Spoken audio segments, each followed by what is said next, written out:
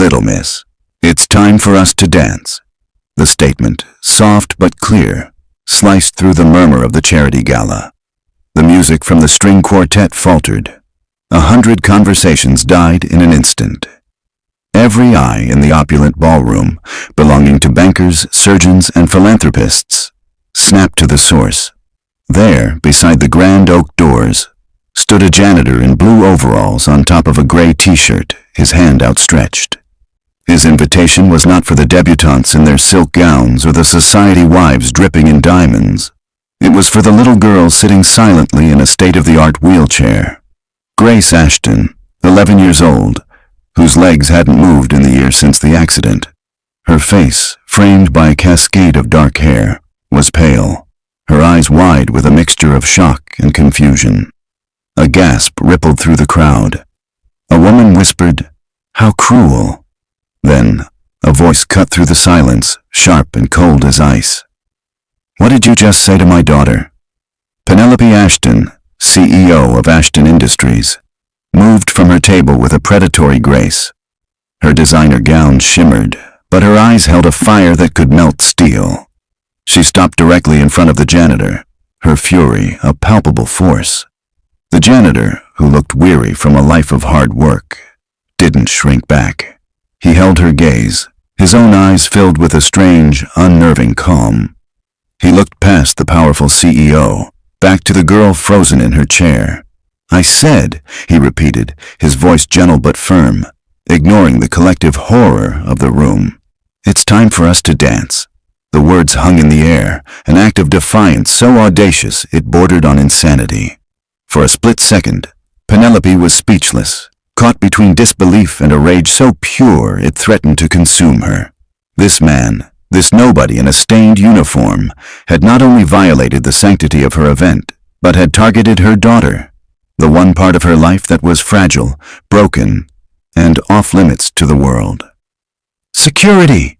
Penelope's voice was no longer a sharp command, it was a roar.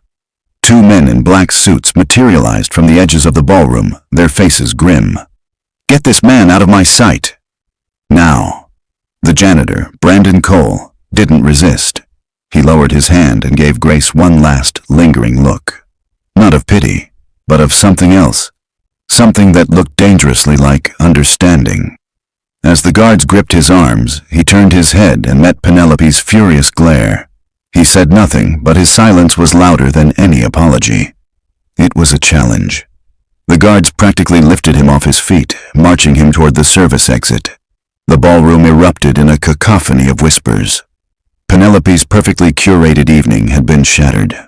Her face was a mask of controlled fury, but inside, a storm was raging. Humiliation was an emotion she hadn't felt in a decade, and she hated it. She turned back to her daughter. Grace was staring at the empty space where the janitor had stood, her small hands clutching the arms of her wheelchair, her knuckles white. Her breathing was shallow, and her eyes, usually vacant with a quiet sorrow, were now wide with an unreadable emotion. "Grace! Honey, are you all right?" Penelope knelt beside the chair, her voice softening, but the steel remained just beneath the surface. Grace didn't answer. She just kept staring, as if the man had left a ghost behind. "Let's go home," Penelope said, her decision final. She gestured to Grace's private nurse, a stern woman named Helen, who immediately began maneuvering the wheelchair toward a side exit, away from the prying eyes of the guests. The drive back to the sprawling Ashton estate was a study in silence. Penelope sat in the back of the Maybach, staring out at the blurred city lights, her jaw clenched. She had already made a mental note to have her head of security not only confirm the janitor's termination, but also ensure he was blacklisted from every major venue in the city. He would never work again. But as the initial wave of rage began to recede, something else crept in. A cold, nagging question. Why? Why would a man risk his livelihood for such a bizarre, cruel stunt? He hadn't seemed drunk or mentally unstable. He had been calm, deliberate. His eyes, they hadn't held malice. They had held an unnerving certainty. It was the look of a man who knew something she didn't. She glanced at Grace in the seat across from her. Her daughter was still lost in her own world, tracing patterns on the leather seat with her fingertip. The accident a year ago had stolen more than her ability to walk. It had stolen her voice, her laughter, her light. Doctors from around the world had offered diagnoses: conversion disorder, post-traumatic paralysis. But no one had offered a cure. They had all looked at Grace with sympathy, with pity. The janitor hadn't. Back at the mansion, Penelope watched as the nurse put a silent Grace to bed. She stood in the doorway of her daughter's cavernous room, a space filled with untouched toys and expensive physical therapy equipment that served only as monuments to their failure. The hope she had fiercely guarded for months had dwindled to a tiny, flickering ember. Later that night, unable to sleep, she paced the length of her home office. The polished marble floors felt as cold as the knot in her stomach. The incident replayed in her mind, over and over. "Little miss, it's time for us to dance." The sheer, insane confidence of it. The way he had looked right through her, the powerful CEO, and spoken directly to her daughter as if she were the only person in the room who mattered. It was madness, but what if it wasn't? The thought was a traitor, slipping through the fortress of her anger. For a year, she had listened to the best medical minds in the world. She had followed every protocol, funded every experimental treatment. And for a year, nothing had changed. Her daughter remained trapped in silence and stillness. This janitor, in the space of 30 seconds, had elicited a stronger reaction from Grace than any doctor had in months. She had seen it in her daughter's eyes, not just shock, but a flicker of... what? Recognition? Fear? Hope? Penelope stopped her pacing and walked to her desk. She pressed the intercom button that connected directly to the head of her personal security team, a man who owed his entire career to her.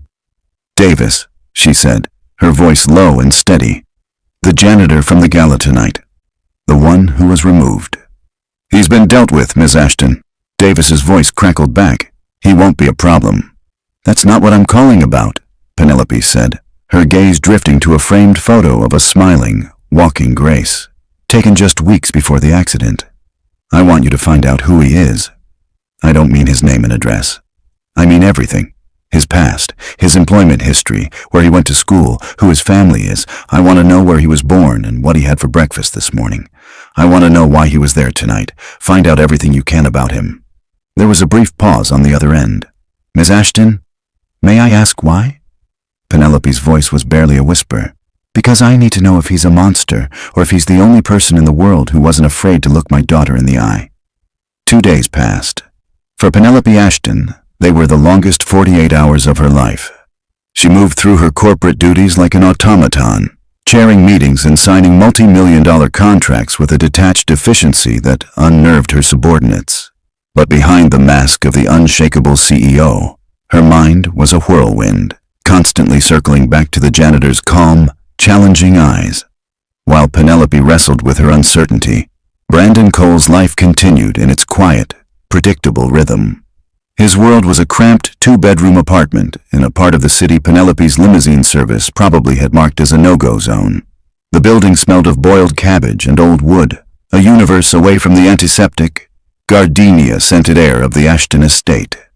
On Saturday morning, Brandon sat at a small, wobbly kitchen table, carefully helping his 9-year-old daughter, Ilara, glue a feather onto a shoebox diorama.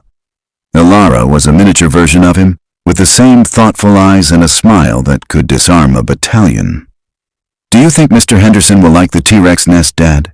she asked, her brow furrowed in concentration as she positioned a plastic dinosaur. "He'll love it," Brandon said, his voice warm and gentle. "You even gave the baby T-Rex a little feather mohawk."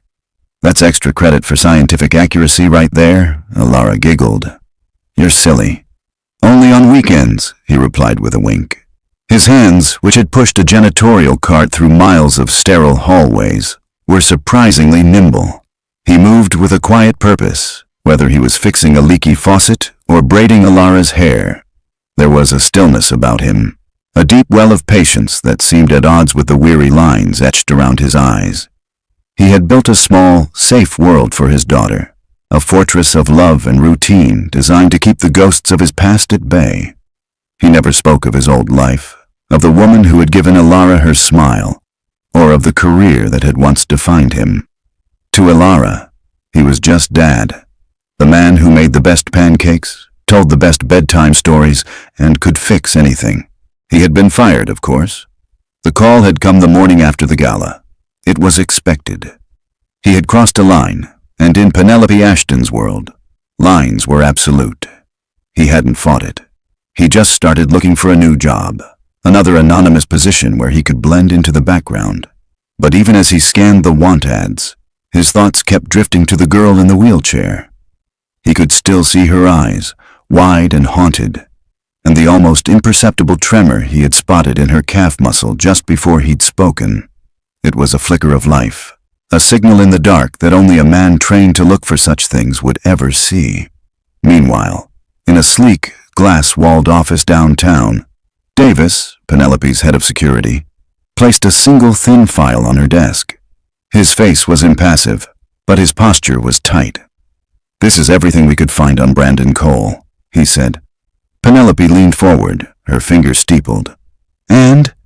On the surface, he's exactly what he appears to be," Davis began, his tone professional. "Single father-daughter is Ilara Cole, age 9. He's worked janitorial and maintenance jobs for the last 5 years. No criminal record, pays his bills on time, lives quietly. By all accounts, a model citizen." Penelope's eyes narrowed. "That's not everything, Davis." "I can hear the but in your voice." Davis took a slow breath. "But before these last 5 years, it's like he was a different person." "He doesn't just have a past, Miss Ashton. He has a history that he buried." He slid the file across the polished mahogany desk. Penelope opened it. The first page was a standard background check summary. The second page, however, contained a grainy printout of an article from a medical journal, dated 6 years prior. The headline read, "The Cole Method, Dr. Brandon Cole's Revolutionary Approach to Neurorehabilitation." Beside it was a picture of a younger Brandon, dressed in a doctor's white coat, his expression confident and brilliant. He looked like a man who could command a room, not clean it. Penelope's breath caught in her throat. She read on, her eyes scanning the text with increasing speed. The article detailed his work as a celebrated neurophysiotherapist, a prodigy in the field of functional neurological disorders. He had made a name for himself treating patients with unexplained paralysis, seizures, and motor tics. Patients the rest of the medical community had written off as psychological cases.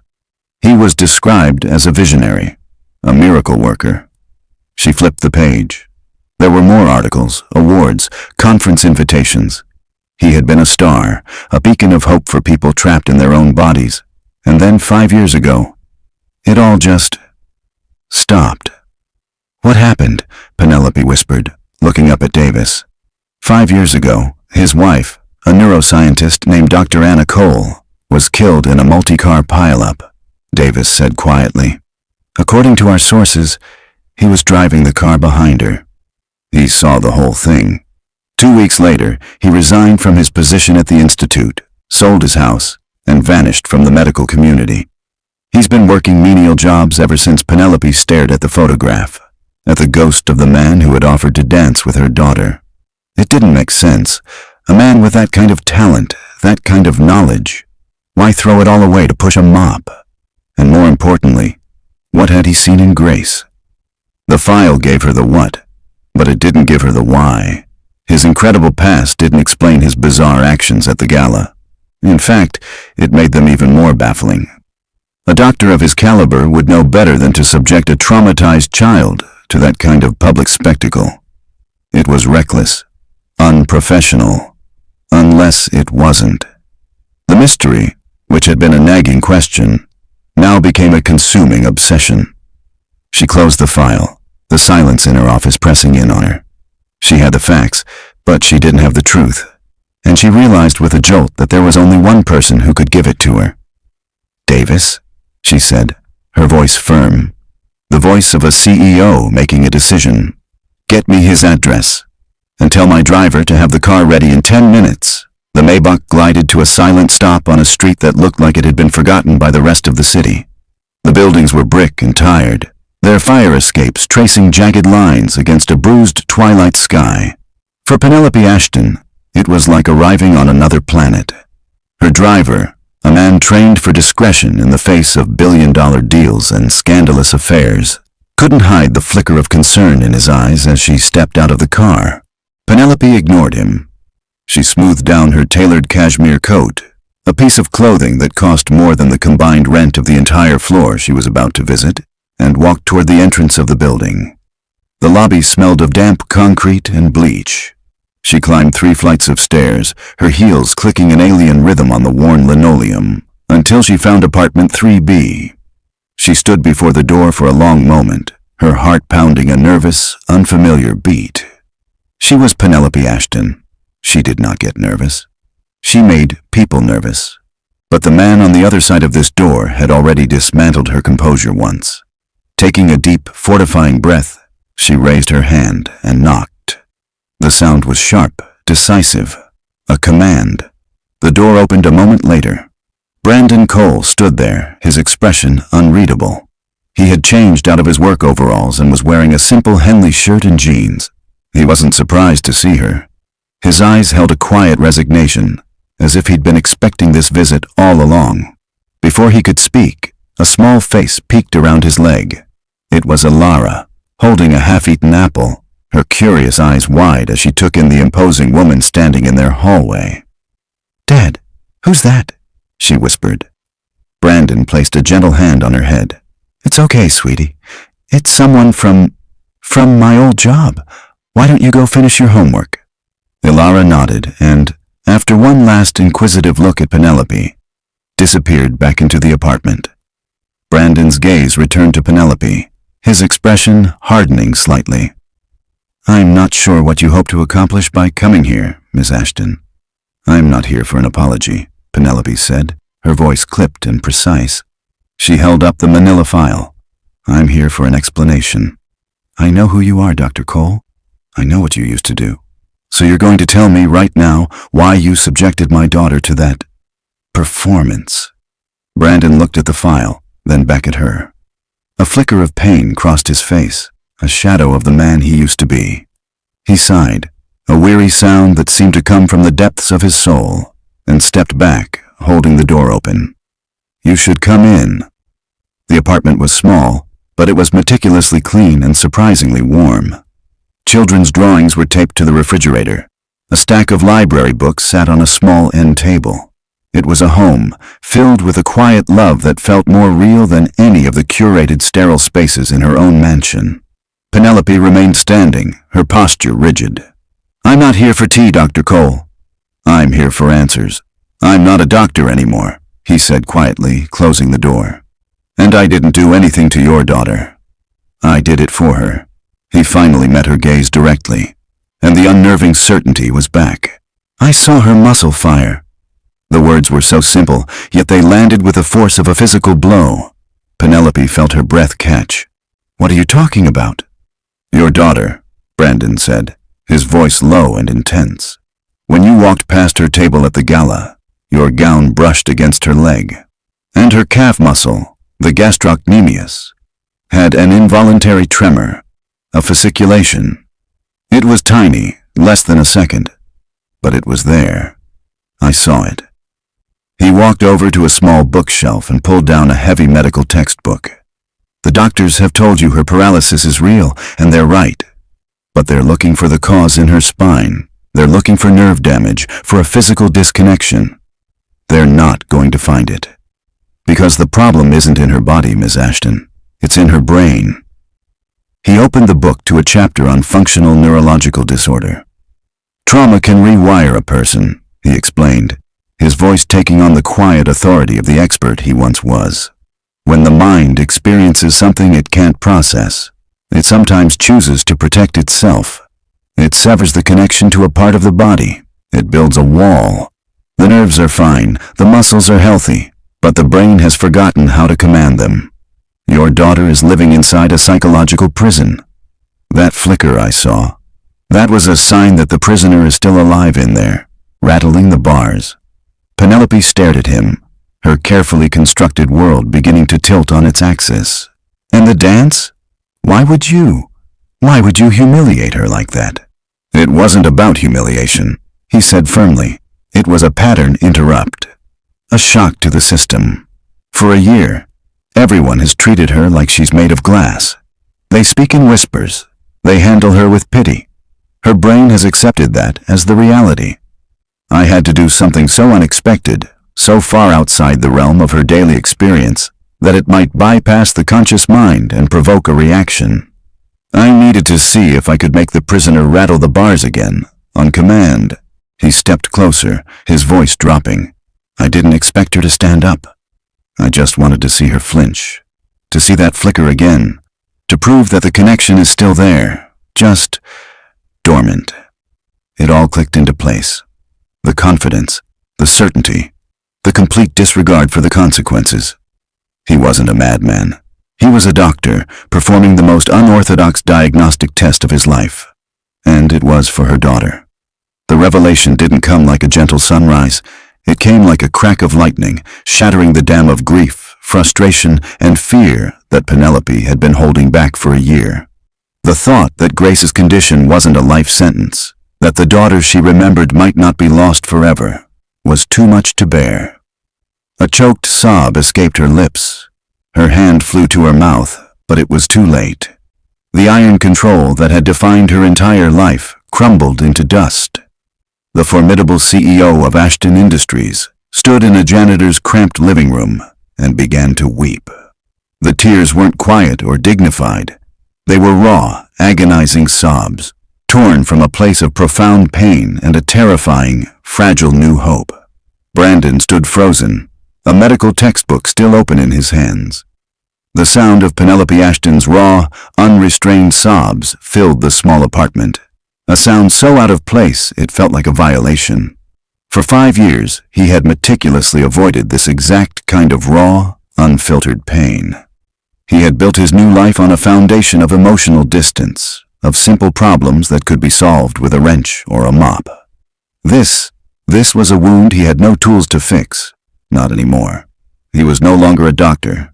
He was just a man, completely unequipped to handle the emotional collapse of one of the most powerful women in the world. He awkwardly took a step back, his instinct to comfort clashing with his deep-seated need to flee. The curtain to the hallway rustled, and Ilara peeked out, her eyes wide with concern. She had heard the crying. Her gaze flickered from Penelope's shaking form to her father's face, a silent question in her eyes. Brandon gave her a tiny, reassuring shake of his head, and she obediently disappeared again, but the moment hung in the air. He was a father first. That was his only job now. Finally, Penelope's sobs subsided into ragged, shuddering breaths. She wiped at her eyes with the back of her hand, her movements clumsy, her perfect composure utterly annihilated. She looked up at him, her face blotchy, her mascara smeared, and for the first time, he didn't see a CEO. He saw a terrified mother.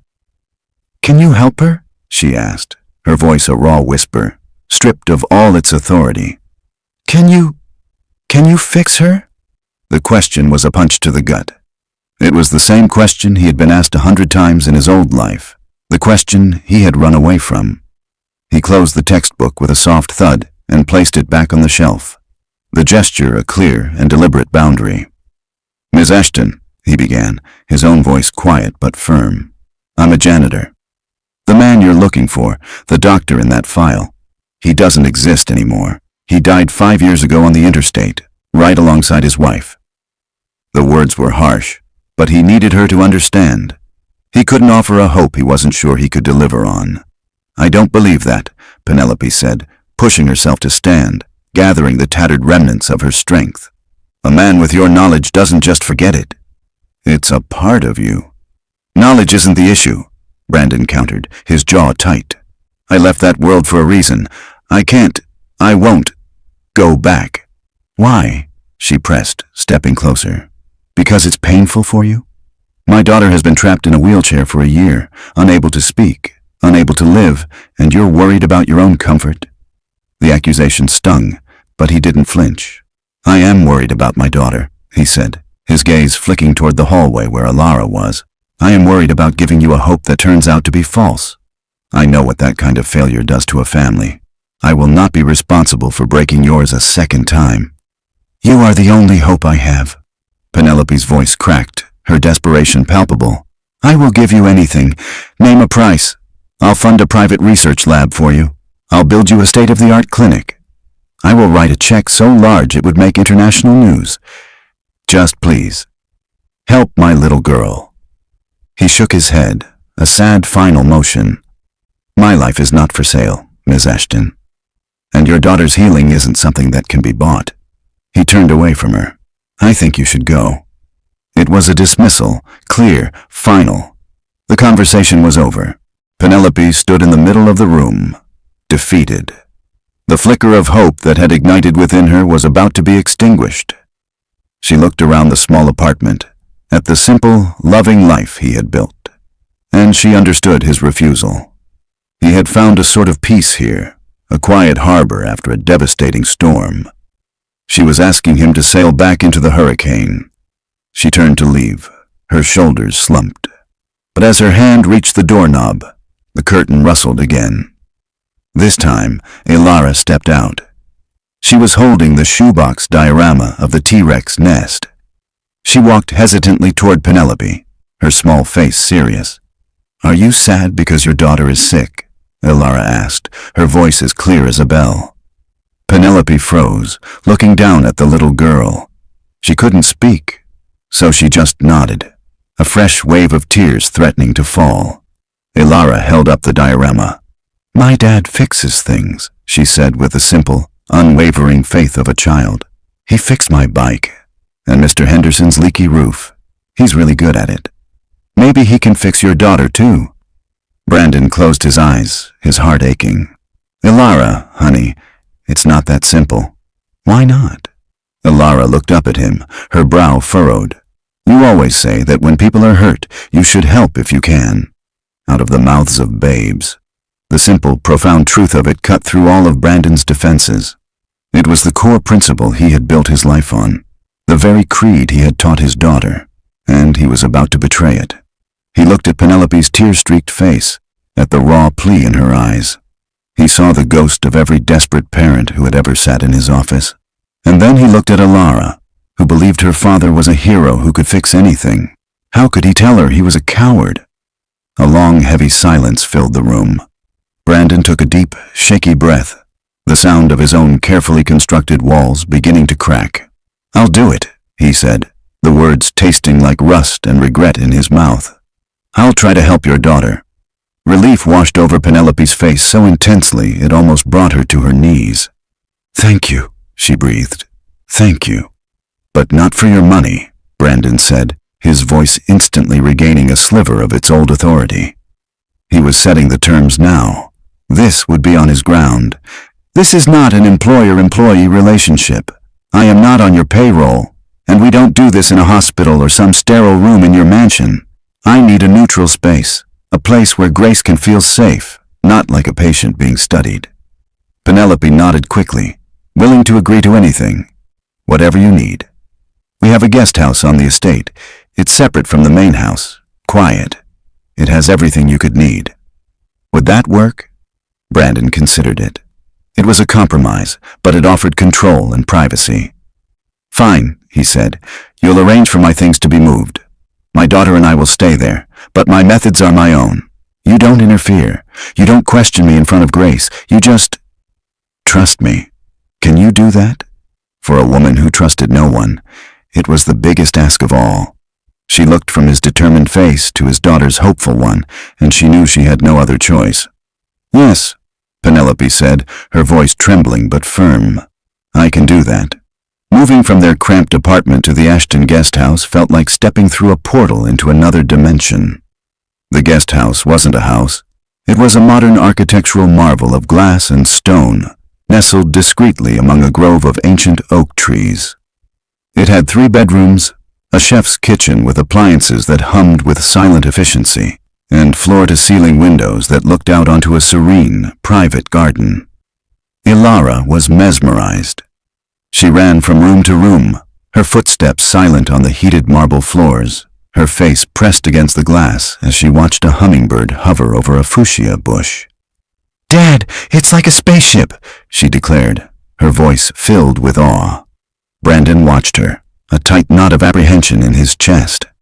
This world of effortless luxury was a gilded cage, and he worried it would change her, or worse, that she would grow to love it and he would eventually have to tear her away from it. He unpacked their few boxes of belongings, Ilara's well-loved stuffed animals, his worn paperbacks, the framed photo of his late wife, Anna, and tried to carve out a small corner of home in this opulent, impersonal space. The next morning, he met Grace for the first time since the gala. Penelope brought her to the guest house, pushing the high-tech wheelchair along the stone path. Grace was even smaller and more fragile than he remembered. Her dark hair was neatly brushed, her clothes were impeccably clean, but her eyes were vacant, fixed on some distant point beyond the manicured lawns. She didn't acknowledge him. She didn't acknowledge anything. "Grace, sweetie," Penelope began, her voice strained with forced cheerfulness. "This is Mr. Cole, and this is his daughter, Ilara. We're all going to be spending some time together." Grace remained silent, her expression unchanging. Ilara, however, stepped forward, her natural curiosity overriding any shyness. She held out her T-Rex diorama. "Hi," she said. "I'm Ilara. Do you like dinosaurs?" Grace didn't respond. Her gaze didn't even flicker. Penelope's hopeful expression faltered. She doesn't really talk, Ilara. Not for a while now." "Oh," Ilara said, undeterred. She placed the diorama gently on Grace's lap. "That's okay. You can just look at it. The little one has a feather mohawk." For the first time, Grace's eyes shifted, dropping down to the shoebox in her lap. Her brow furrowed in a faint, fleeting expression of something. Curiosity, confusion. It was gone in an instant, but Brandon saw it. It was another flicker, another signal from the prisoner in the tower. "Thank you, Ilara," Brandon said gently. "Why don't you show Grace the garden?" Penelope looked at him, her eyes wide with panic. "Alone? I don't think—" "Trust me," Brandon said, his voice low and firm, reminding her of the terms. Reluctantly, Penelope let go of the wheelchair. Ilara, taking this as her cue, began pushing Grace along the path, chattering away about the different types of flowers and how one of them looked like a grumpy old man. Brandon and Penelope watched them go, two worlds colliding in the form of their daughters. "What's your plan?" Penelope asked, her arms crossed, her anxiety radiating off her in waves. "What's the first step?" "The first step is for her to not see me as a doctor," Brandon replied, never taking his eyes off the girls. "Or you as a worried mother. And Ilara as a visitor. The first step is for this to feel normal. Routine. She needs to lower her defenses. Her brain built a fortress to protect her from a threat. We can't storm the walls. We have to convince the guard to open the gate willingly." For the next week, that's exactly what they did. Brandon established a gentle routine. In the mornings, he and Ilara would have breakfast in the guest house. Then, Ilara would go and get Grace. They would spend time in the garden or in the sun-drenched living room of the guest house. Ilara would read to her, draw pictures, or just sit beside her in comfortable silence. Brandon never initiated therapy. He simply existed in the space, a calm, non-threatening presence. He'd work on fixing a squeaky hinge on a door or read a book in a nearby armchair. He was just Brandon, Ilara's dad. Penelope struggled. Her entire being screamed for action, for metrics, for a progress report. It was agony for her to sit in the main house, watching from a distance, forbidden from interfering. She saw her daughter being pushed around by a 9-year-old, and a janitor doing odd jobs nearby, and it felt like nothing was happening. But she had made a promise. Then, on a warm Thursday afternoon, a sleek, black convertible purred up the driveway. A man unfolded himself from the driver's seat. He was handsome in a sharp, predatory way, with a perfectly tailored suit and a smile that didn't quite reach his eyes. Julian Thorne, Penelope's ex-husband. He strode toward the guest house as if he owned it. Brandon, who was weeding a flower bed, stood up slowly, wiping his hands on his jeans. "Can I help you?" Brandon asked, his tone neutral. Julian's eyes swept over him, a look of casual dismissal. "I doubt it. I'm here to see my daughter. I'm Julian Thorne." He said the name like it was a key that opened any door. Just then, Penelope came rushing out of the main house. "Julian, what are you doing here?" "You were supposed to call. I did," he said smoothly, pecking her on the cheek, a gesture that was both intimate and performative. "You didn't answer." "I was worried. I wanted to see my little girl." His gaze fell on Brandon again. "And who is this? The new gardener?" "This is Brandon Cole," Penelope said, her voice tight. "He's a friend. He and his daughter are staying here for a while." Julian's smile widened, but it was edged with steel. He walked over to where Grace sat in her wheelchair, Ilara standing protectively beside her. He knelt down, taking Grace's limp hand in his.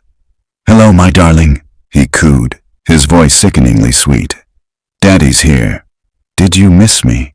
Grace, as usual, gave no response. But Brandon saw it, a subtle tensing in her shoulders. Her fingers, resting on the armrest, curled ever so slightly. It was the first time he had seen a reaction from her that wasn't a muscle twitch. It was a response to a specific person. Julian looked up at Penelope, his expression shifting to one of grave concern. "She seems worse, Penny. More distant. Are you sure this is the right environment for her? With strangers?" His eyes flicked to Brandon and Ilara. "We're fine, Julian," Penelope said coldly. "Of course," he said, standing up and brushing off his trousers.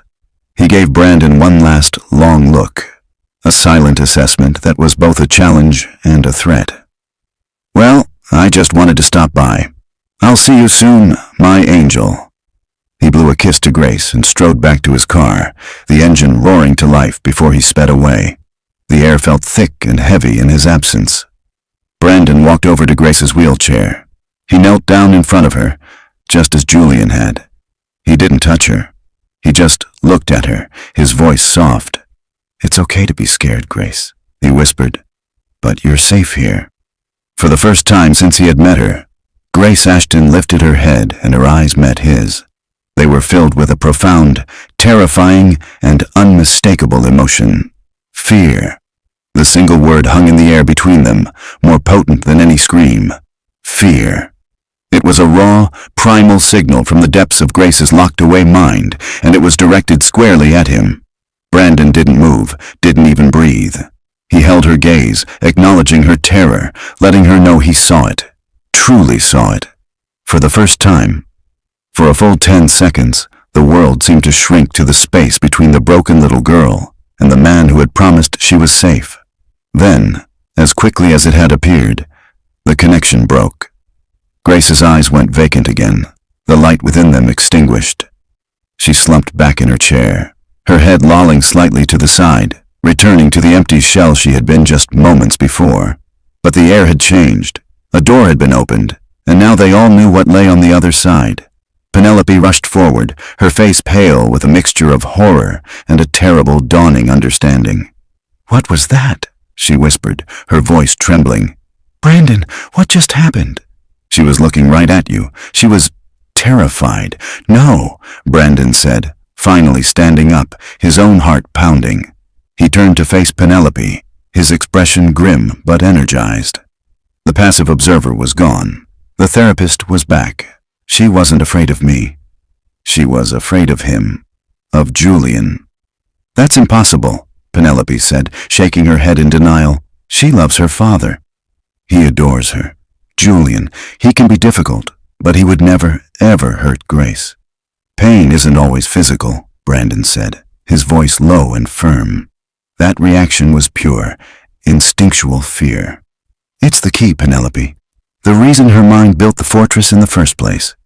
Her trauma, whatever it is connected to him."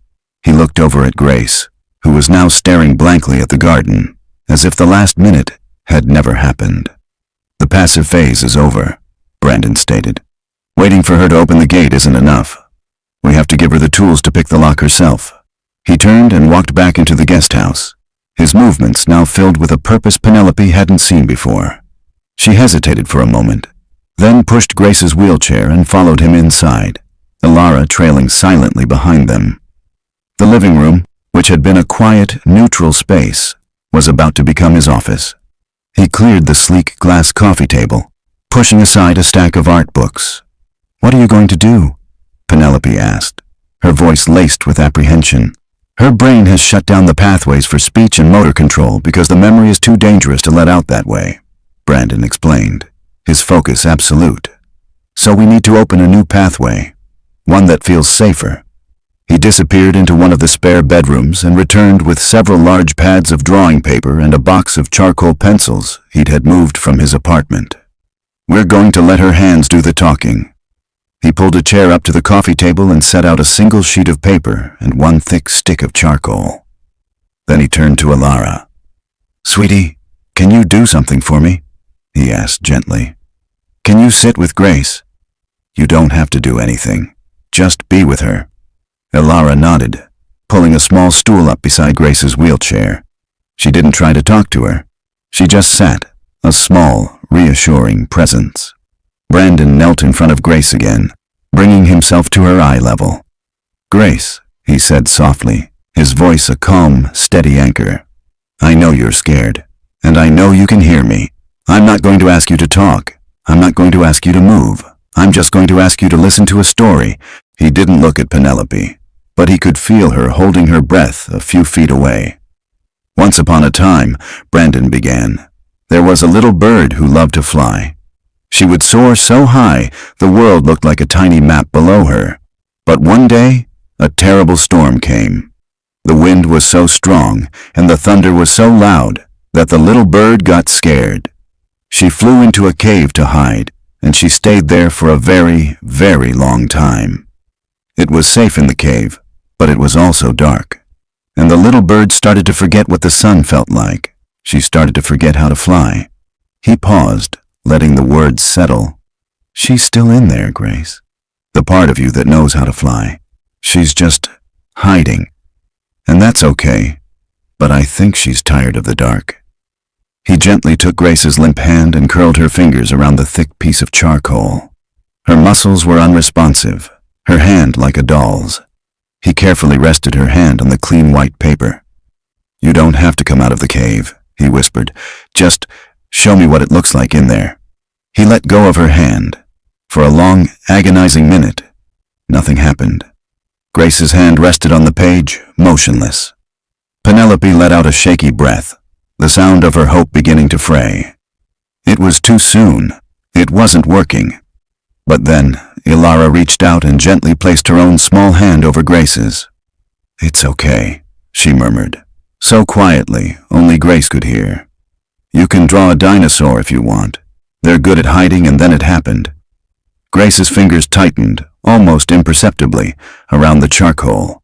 Her hand began to move, dragging across the paper. It wasn't a drawing. It wasn't a shape. It was a single, jagged black line, pressed so hard into the page that the paper tore, a violent, angry scar across the white emptiness. She stopped. Her hand fell open, the charcoal stick rolling away. Her body went slack again, but the line remained. Brandon stared at it, his heart hammering in his chest. It was a start. It was communication. It was rage and fear given form. Penelope let out a choked sob, covering her mouth with her hand. It was the most her daughter had done in a year. Later that evening, after the girls were asleep in their separate rooms, Penelope found Brandon sitting alone in the dark garden, staring up at the stars. The tension from the afternoon had settled into a heavy, thoughtful silence. "Julian called me," she said, her voice quiet.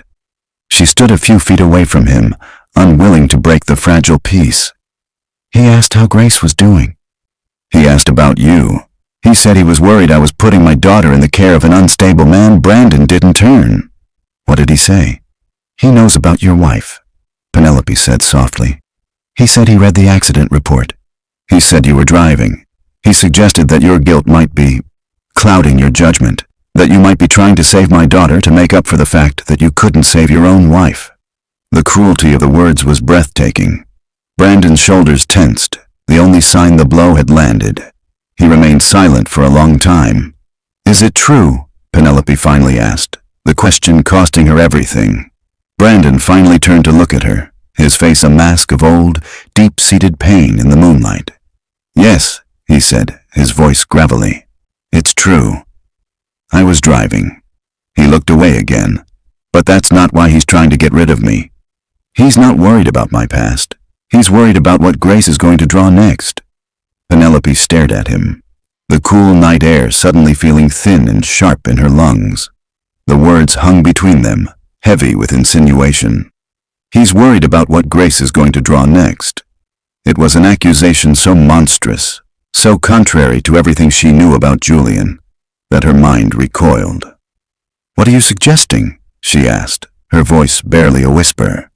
"That Julian is afraid of a child's drawings? That's absurd. Is it?" Brandon's gaze was unflinching. "A year of the best medical care in the world, and no one finds a single physical reason for her condition. Then, the moment we open a nonverbal pathway for her to communicate, her father shows up and does everything in his power to discredit me and shut this down. He's not attacking my methods, Penelope. He's attacking the possibility that they might work."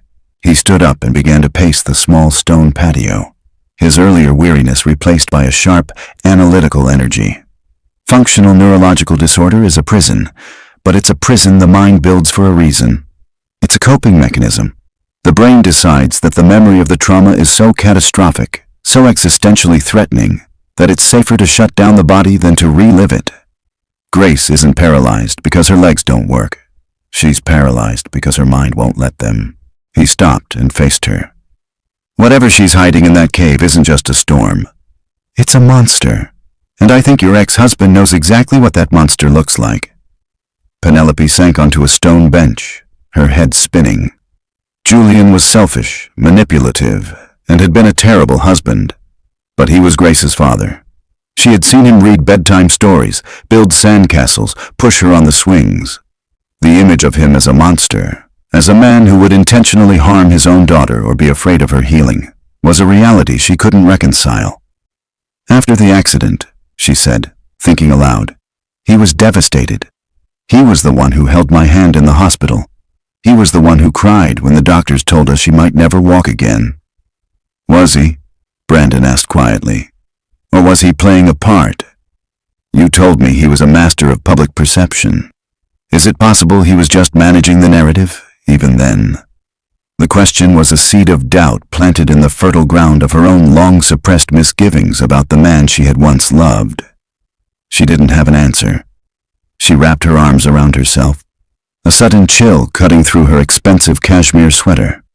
The next few days were a tense, fragile dance. The drawing sessions continued, but Grace was more withdrawn than ever. Julian's visit had been a stone thrown into a still pond, and the ripples of fear had sent her retreating deeper into her silence. She would sit at the table, charcoal in hand, but the page remained blank. Brandon didn't push. He sat with her, sometimes telling his story about the little bird, sometimes just being a quiet, steady presence. Ilara would sit nearby, building elaborate castles out of blocks, her cheerful chatter a stark contrast to the heavy silence. Penelope watched, her heart a tangled knot of hope and dread. Every blank page felt like a victory for Julian. The attack came on a Tuesday morning. Penelope was in a board meeting at Ashton Industries, a high-stakes negotiation with a Japanese tech firm, when her phone buzzed with an urgent summons from her personal lawyer. She excused herself, a cold premonition washing over her. "What is it, Robert?" she asked, stepping into her private office. "It's Julian," her lawyer said, his voice grave. "He's filed a motion for an emergency custody hearing. He's petitioning the court to have Grace removed from your care." The floor seemed to drop out from under her. "On what grounds?" "That's insane.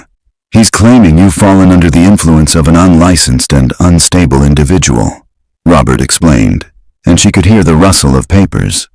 "He's citing a Dr. Brandon Cole, claiming his unorthodox methods are causing Grace further psychological distress. He's attached the police report from your wife's accident, Penelope. He's painting a picture of a man consumed by guilt, using your daughter as a dangerous experiment to assuage his own demons. He is requesting a court-appointed psychiatrist to evaluate Grace and a restraining order against Brandon. It was a brilliant, vicious checkmate. Julian wasn't just trying to remove Brandon. He was trying to use Brandon to prove Penelope was an unfit mother, the very clause that would give him control of Grace's trust fund. Her mind raced. Robert was already advising her to cut ties, to issue a public statement, to distance herself from Brandon immediately. It was the logical, strategic move. The safe move. It was the move the old Penelope Ashton would have made without a second thought. But as she stood there, looking out over the city she had conquered, all she could see was the single, jagged black line Grace had drawn on that piece of paper. It was the only real communication she'd had from her daughter in a year, and Brandon was the one who had made it possible. "Robert," she said, her voice like ice, "cancel my afternoon. And file a counter-motion. We're not just fighting this, we're going to bury him." She hung up before he could argue. When she arrived back at the guest house, her heels clicking in angry rhythm on the stone path, she found Brandon and the girls in the living room. Another blank piece of paper sat on the table. Brandon looked up as she entered, saw the storm in her eyes, and knew something was wrong. "What happened?" "Julian filed a motion," she said, her voice tight with fury. "He's trying to take Grace away. He's trying to get a restraining order against you." Brandon's face went pale. This was it. The nightmare he had run from, the public dissection of his worst failure, was about to happen all over again. "You should listen to your lawyers, Penelope," he said, his voice heavy with resignation. "You should fire me. It's the only way to protect yourself and Grace." "No," she said, walking to the table and standing behind her daughter's wheelchair. She placed her hands on Grace's shoulders, a gesture that was both protective and defiant. "I'm not running from this. And neither are you. He thinks he can scare us. He thinks he can break us apart. We are going to prove him wrong." Brandon looked at her, truly looked at her. He saw past the CEO, past the wall of ice, and saw the ferocity of a mother fighting for her child. He saw a woman who was choosing to stand by him, a disgraced janitor, against the world. In that moment, something shifted between them. It wasn't love, not yet. It was something rarer. It was trust. He nodded slowly. "All right." He turned back to Grace, his resolve hardened. "All right, Grace. The world is getting loud again, so we need to be louder." He took a fresh sheet of paper and placed it in front of her. He put the charcoal in her hand, but this time, he also took out a small, smooth gray stone from his pocket, one he'd picked up from the garden path. He placed it on the table. "This is your cave," he said softly. "It's safe, but the walls are starting to crack. The light is getting in. You don't have to fly out. Just show me one of the cracks." Ilara, sensing the shift in energy, came over. She picked up the stone and placed it gently in Grace's other hand, closing her small fingers around it. "You can hold this," she whispered. "It makes you strong." Grace sat there, the stone in one hand, the charcoal in the other. Her eyes were fixed on the blank page. The room was silent, filled with a fragile, collective hope. Then, her hand moved. Slowly, shakily, it dragged the charcoal across the page. It wasn't a violent, angry line this time. It was deliberate. It was a shape, a circle, and inside the circle, another, smaller circle, and radiating out from it, a series of crooked, spidery lines. It was a steering wheel, broken, twisted, a memory, fragmented but undeniable, finally breaking through the darkness. The broken steering wheel lay on the page like a piece of wreckage salvaged from the depths. It was more than a drawing. It was a testament, a crack in the wall of silence. Penelope stared at it, her breath catching in her throat. She could almost feel the cold, twisted metal, almost hear the echo of the crash. A single tear escaped and traced a path down her cheek, but this time, it wasn't a tear of despair. It was a tear of fierce, defiant hope. Brandon remained kneeling, his eyes locked on the charcoal image. He didn't celebrate. He didn't praise. He knew this was the most delicate moment yet. The little bird had poked her head out of the cave, and the slightest wrong move would send her scrambling back into the darkness for good. Good, he said, his voice a low, steady murmur. That's a good start, Grace. You're showing me the storm.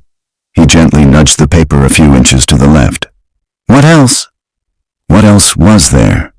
Grace's hand, which had fallen limp, twitched. Her fingers curled and uncurled. Ilara, still holding Grace's other hand, gave it a gentle squeeze of encouragement. The room was so quiet, Penelope could hear the frantic beat of her own heart. Slowly, Grace's hand rose again. Her movements were robotic, her eyes still distant, as if another part of her was in control. She brought the charcoal to a different part of the page and began to draw again. This time, the lines were straighter, more frantic. She drew a rectangle, and then a spiderweb of cracks spreading across it from a single point of impact. A shattered windshield. Penelope let out an involuntary gasp. She remembered that image with horrifying clarity from the moment she regained consciousness in the car. The world outside fractured into 1,000 pieces. Grace wasn't done. Her hand moved below the windshield, sketching a smaller, simpler shape. Another rectangle, with a small circle on it. Penelope frowned, confused. What is that? She whispered. Brandon's eyes narrowed. He recognized the shape instantly. It was the universal symbol of a modern trauma, the last thing so many people see. It's a phone, he said, his voice grim. She's drawing a phone. As if the act of drawing it had finally exhausted her, Grace's hand dropped. Her whole body seemed to deflate, and she slumped in her chair, her breathing shallow. Ilara looked up at her father, her eyes wide with concern. Is she okay? She's okay, sweetie, Brandon reassured her, placing a hand on Grace's shoulder. She's just tired. She did a lot of hard work today. He looked at Penelope. The hearing is in 3 days. This isn't enough. Penelope's newfound hope faltered. What do you mean? This is everything. She's communicating, Brandon. She's showing us what happened. She's showing us the setting, not the story, he countered, his tone urgent. A broken steering wheel and a cracked windshield are consistent with any car accident. Julian's lawyers will tear this apart. They'll say it proves nothing. We need the monster, Penelope. We need her to draw what she's so afraid of. Before she could reply, his phone, lying on a side table, buzzed. It was a text from an unknown number. He picked it up, his brow furrowing as he read. I know what you're doing. You think you can save her? You couldn't even save your own wife. Stay away from my family. Brandon's blood ran cold. It was Julian. He had gotten his number. It was a direct threat, a calculated, cruel strike at his deepest wound. He quickly deleted the message, his hand trembling slightly. He couldn't let Penelope see it. He couldn't let her see how much it had shaken him. You're right, he said, forcing the steadiness back into his voice. We need more, and we are running out of time. That night, a chilling formal email arrived from Julian's legal team, officially serving them notice of the hearing. The date and time were set. Friday morning, 72 hours. The email also contained a new, sickening attachment, a signed affidavit from a renowned child psychiatrist, Dr. Alistair Finch, who, without ever having met Grace, stated that based on his review of the case file, the unconventional therapy being administered could be causing irreversible psychological fragmentation. He bought an expert, Penelope said, her voice filled with venom as she stared at her laptop screen in the main house's study. Brandon stood beside her, reading over her shoulder. This is what he does. He uses money and influence to create a reality that suits him. Then we have to create a reality he can't deny, Brandon said. He looked exhausted, the lines around his eyes deeper than she had ever seen them. The anonymous text message burned in his mind. You couldn't even save your own wife. Julian was right. How could he possibly save this child when he was still so broken himself? Penelope must have seen the flicker of doubt in his eyes. She closed the laptop with a decisive snap and turned to face him. The study was dark, lit only by a single desk lamp that cast long shadows across the room. He got to you today, didn't he? She asked softly. Brandon didn't deny it. He just nodded, looking away. He knows where to hit. My lawyers told me to cut you loose, she said, her voice dropping. They said you were a liability, that your past made us vulnerable. She took a step closer, closing the space between them. They're wrong. Your past isn't your weakness, Brandon. It's why you're the only person on earth who can do this. You understand pain. You're not afraid of it. That's why you can see my daughter when no one else can. He looked at her, and for the first time, he saw not a client, not a CEO, but a terrified mother who was placing her entire world in his hands. He saw the trust in her eyes, a trust he felt he hadn't earned, a trust he was terrified of betraying. I don't know if I can get her there in time, Penelope, he confessed, the admission costing him dearly. You won't be doing it alone, she said. She reached out, not with the hesitant uncertainty of before, but with a new, quiet strength, and placed her hand on his arm. Her touch was warm, a small point of light in the overwhelming darkness. We will do this together. He looked down at her hand, then back up at her face. The air between them was charged with the intensity of their shared battle, with the unspoken understanding of two broken people trying to make something whole again. He took a deep breath, his resolve returning. Tomorrow, he said. Tomorrow we go back in, but we need a key, something to unlock the door, a sensory trigger. Was there a particular song playing in the car? A specific sound? Penelope's mind flashed back, and a detail, long buried under the trauma, surfaced. The radio, she whispered. It was off. But Grace, she had her music player. She was listening to a song, over and over, a piano lullaby. Brandon nodded, his eyes alight with a new strategy. Find it, he said, his voice now firm, the therapist back in command. Find that song. Tomorrow, we're not just going to ask her to show us the storm. We're going to make her hear it. The next morning, the air in the guest house was thick with unspoken tension. 48 hours. The countdown had begun, and every ticking second felt like a grain of sand slipping through their fingers. Penelope had found the song. After hours of searching through Grace's old digital playlists, she'd located a file simply titled Sleep. It was a hauntingly simple piano lullaby, a delicate melody that seemed to rise and fall like a gentle breath. She played it for Brandon in the kitchen, the quiet notes filling the space between them. It was beautiful and, knowing its context, utterly terrifying.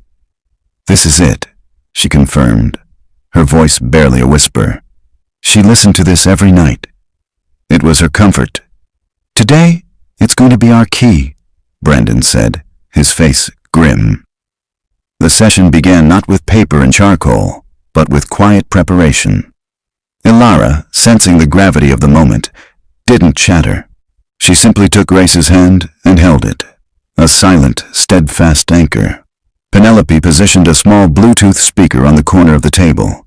Brandon knelt in front of Grace, his expression gentle but his eyes serious. Grace, he said softly, we're going to listen to some music today. A song you know. I want you to just listen, and if you feel like it, if the bird feels brave enough, I want you to show me what you hear. He nodded to Penelope. She took a deep breath and pressed play. The first few notes of the lullaby drifted into the room. For a long moment, nothing happened. Grace remained still, her expression as vacant as ever. The melody continued, its simple, repetitive pattern weaving a delicate web of sound. Then, it began. A tremor ran through Grace's hand. Her fingers, resting limp on the arm of her wheelchair, suddenly clenched into a tight fist. Her breathing, usually shallow and even, hitched. A low, guttural whimper escaped her lips, a sound of pure, primal fear. Her eyes, which had been fixed on the wall, darted around the room as if searching for an escape. The lullaby was no longer a comfort. It was the soundtrack to a nightmare. Stay with us, Grace, Brandon murmured, his voice a steady anchor in her rising panic. You're safe. Just show us. He slid the charcoal into her trembling hand. The contact seemed to ground her. Her terrified gaze locked onto the blank page, and her hand began to move. It wasn't the slow, hesitant movement from before. This was a frantic, desperate scrawl, the charcoal carving deep, angry lines into the paper. She drew the car again, the steering wheel, the shattered windshield. The images poured out of her, a torrent of visual memory unleashed by the music. But then, she drew something new. A figure, a man standing outside the driver's side door. He was holding the phone she had drawn before, holding it up as if filming the wreckage. His back was to her. The piano notes continued their relentless, gentle march. Grace's breathing grew more ragged. She drew a second figure, this one inside the car, slumped unconscious over the broken steering wheel. It was Penelope. A strangled sob escaped Grace's throat as she drew her mother's limp form. "Who is it, Grace?" Brandon pressed gently. "Who is the man outside the car?" Her hand moved to the figure, as if to draw a face, but she couldn't. The trauma was too immense. Instead, her hand flew across the page, scribbling violently over the man's body, obscuring him in a storm of black charcoal. But through the chaos, details emerged. The sharp collar of the overcoat he had been wearing, the expensive gleam of his watch. Then, her hand stopped its frantic scribbling. It became chillingly deliberate. She drew the man reaching back into the shattered car, not to check on Penelope, not to help his daughter. He was reaching for the glove compartment. His hand emerged holding a slim, rectangular shape. A file. The memory was complete. The monster was revealed. The lullaby reached its final, soft note and faded into silence. The instant the music stopped, Grace broke. A piercing shriek tore from her throat, and she dropped the charcoal as if it had burned her. Her entire body began to shake in a violent, uncontrollable tremor. It wasn't a seizure. It was a full-blown panic attack, a year's worth of suppressed terror finally erupting. "It's okay! You're okay!" Penelope cried, rushing forward. But Brandon put a hand out to stop her. "Let me," he said, his voice a calm command. He knelt in front of the shaking child, making sure she could see his face. "Grace, look at me. Breathe with me. In and out. You're not in the car. You're here, in the guest house. Alara is holding your hand. Your mom is right behind me. You are safe." He continued to talk her down, his voice a steady, rhythmic presence, guiding her out of the storm. Penelope knelt beside him, tears streaming down her face as she held her daughter's flailing hand, murmuring, "I'm here, baby, I'm here. You're so brave." Slowly, painstakingly, the tremors subsided. Grace's frantic gasps softened into exhausted sobs. Her eyes, which had been wide with horror, fluttered closed. She was asleep, her body finally surrendering to the utter exhaustion of reliving its darkest moment. Ilara, who had been silent and strong throughout the ordeal, finally let out a small, shaky breath. "Is she going to be okay now, Daddy?" Brandon gently brushed the hair from Grace's damp forehead. "Yes, sweetie," he said, his voice thick with emotion. "I think she is." After they had carefully moved Grace to the sofa, covering her with a soft blanket, Brandon and Penelope stood over the table, staring at the final drawing. It was a chaotic, terrifying masterpiece of a child's trauma, but it was also a story, a coherent, horrifying narrative. The car, the unconscious mother, and the father, Julian, ignoring his family to film the scene and steal a file from the glove compartment. "My God," Penelope whispered, her hand covering her mouth. "The merger." There was a hostile takeover bid. The files Julian needed to prove insider trading were in that glove compartment. I was taking them to my lawyer. She looked at Brandon, her eyes wide with a sickening realization. He didn't cause the crash, but he saw it as an opportunity. He left us there. He thought I was dead, and he took the file to save himself. This was the memory. This was the act of betrayal so profound, it had severed the connection between Grace's mind and her body. They had it. The truth. The monster. Captured in charcoal. Brandon looked from the drawing to Penelope's pale, determined face. "We have it," he said, his voice low. "But the hearing is in 2 days. Is a drawing, a story told by a traumatized child, going to be enough to stop him?" The judge's chambers felt small and suffocating, the polished mahogany walls seeming to absorb all the air in the room. It was the morning of the hearing. The final hour. 24 hours. Penelope sat beside her lawyer, Robert, her hands clasped so tightly in her lap, her knuckles were white. Across the table, Julian sat looking the part of the aggrieved, concerned father, his expression a perfect mask of sorrowful duty. His lawyer, a shark in a tailored suit, had already presented Dr. Finch's damning affidavit. Brandon was not allowed in the chambers. As the subject of the restraining order, he waited in the sterile hallway, his heart pounding a frantic rhythm against his ribs. Ilara sat beside him, her small hand tucked into his, a silent, comforting presence. Mr. Thorne, the judge, a stern-faced woman named Judge Miller, began. Your motion is extraordinary. You claim that Miss Ashton's choice of caregiver for her daughter is not only negligent, but actively harmful. Your Honor, Julian said, his voice smooth and laced with pain. This is the last thing I ever wanted. But I cannot stand by and watch my daughter, who has already suffered so much, be subjected to the dangerous fantasies of a disgraced man. Penelope is not well. She's clinging to false hope, and this man, this janitor, is exploiting her grief. He publicly humiliated my daughter at a gala, and now he is filling her head with these dark, twisted ideas. He sounded utterly convincing. Robert, Penelope's lawyer, shifted nervously. He had Grace's drawings in his briefcase, but he knew how they would look to a skeptical judge, the frantic scribbles of a traumatized child. Miss Ashton, Judge Miller said, turning to her. Your response? Penelope took a breath, her voice clear and steady, devoid of the emotion Julian was performing so expertly. Your Honor, for 1 year, my daughter has been trapped in silence. For 1 year, the finest doctors in the country have told me there is nothing physically wrong with her. Yet she could not move. In the last 2 weeks, Brandon Cole has given my daughter something no one else could, a voice. It is not his fault that the story she has to tell is one her father does not want anyone to hear. Robert placed the final drawing on the table.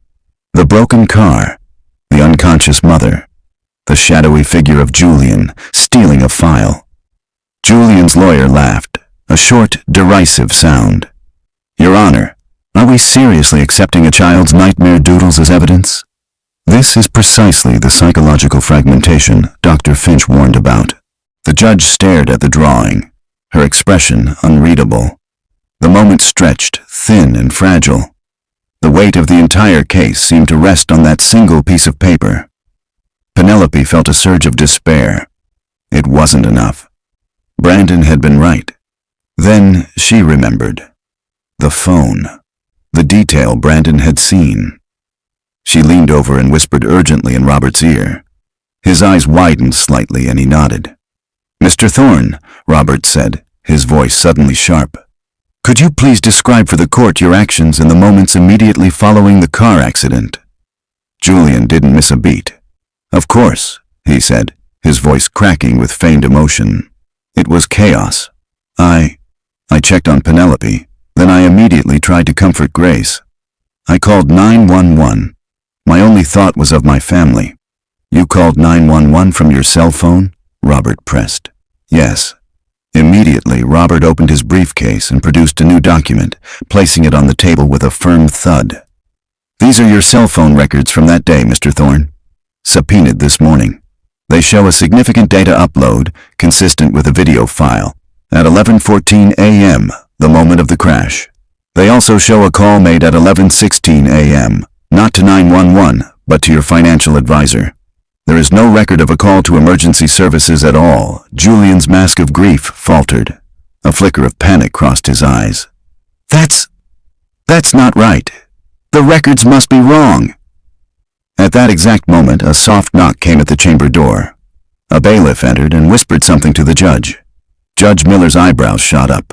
Let them in, she commanded. The heavy door swung open, and there stood Grace. She was on her feet. Her legs trembled violently, but she was standing. Her left hand gripped a metal walker, her right hand held tightly by Ilara. She was pale and looked fragile as glass, but her eyes were blazing with a fire that had been extinguished for a year. The room fell into a stunned, absolute silence. Penelope's hands flew to her mouth, a sob of pure, unadulterated joy catching in her throat. Julian stared, his face a mask of disbelief and horror. The monster had escaped the cave. Grace took a slow, shuffling step into the room, then another. She stopped in the center of the floor, her gaze locking onto her father, and then she spoke. Her voice was a hoarse, rusty whisper, the sound of a key turning in a lock that hadn't been used in a year. But it was clear. "You left us," she said. Julian recoiled as if struck. "The papers," Grace whispered, her voice gaining a sliver of strength. She lifted a trembling hand and pointed at him. "You took the papers, and you ran." It was over. The lie, the performance, the entire vicious charade, shattered by the two things Julian Thorne never counted on: the resilience of his daughter and the quiet observation of a janitor. 6 months later, the world was a different color. The gray pall of fear and uncertainty had been replaced by the bright, vibrant hues of a new beginning. Julian was gone, entangled in a web of legal battles that would consume the rest of his life. The custody motion had been summarily dismissed, and a criminal investigation into his actions had been launched. Grace was not just walking, she was dancing. Every afternoon, the guest house, now Brandon and Alara's permanent home, filled with music. She was still in therapy, but now it was about finding joy in movement, not just function. The silence had been replaced by laughter, her own and Alara's, which had become the constant, happy soundtrack of the estate. One warm autumn evening, Brandon and Penelope sat on the patio, watching the two girls chase fireflies in the sprawling garden. Grace moved with a new confident grace, her laughter ringing through the twilight air. "I never thought I'd hear that sound again," Penelope said softly, her head resting on Brandon's shoulder. "She's strong," Brandon replied, his arm wrapped around her. "Stronger than any of us." They sat in a comfortable silence, watching the stars begin to appear. The frantic battle was over, replaced by a deep, quiet peace. They had built a family not on a foundation of perfection, but on the shared, messy, beautiful process of healing. "Brandon," Penelope said, turning to look at him. Her eyes, which had once been so guarded, were open and full of a light he had come to love. "I don't want you to be the man in the guest house anymore." He smiled, his heart full. "I was hoping you'd say that." He reached into his pocket, but there was no ring. He hadn't needed one. Their life together had already been forged. "Marry me, Penelope." "Yes," she whispered, her voice catching. "Yes, 1,000 times, yes." Their wedding was a small, simple affair held in the garden where the girls loved to play. Penelope wore a simple cream dress, and Brandon wore a suit that felt strange and new. Grace and Alara were their bridesmaids, dropping rose petals on the grass aisle. As the sun set, casting a golden glow over the small gathering, Brandon stood with his new wife, watching their daughters dance together on the lawn. Grace twirled, a picture of pure, unburdened joy. He looked at Penelope, her hand in his, and he finally understood. He hadn't just helped save Grace. They had all, in their own way, saved each other. They had faced the monster in the darkness and walked out into the light, together. The janitor, the CEO, and their two brave daughters. A family, whole and healed, ready for their next dance.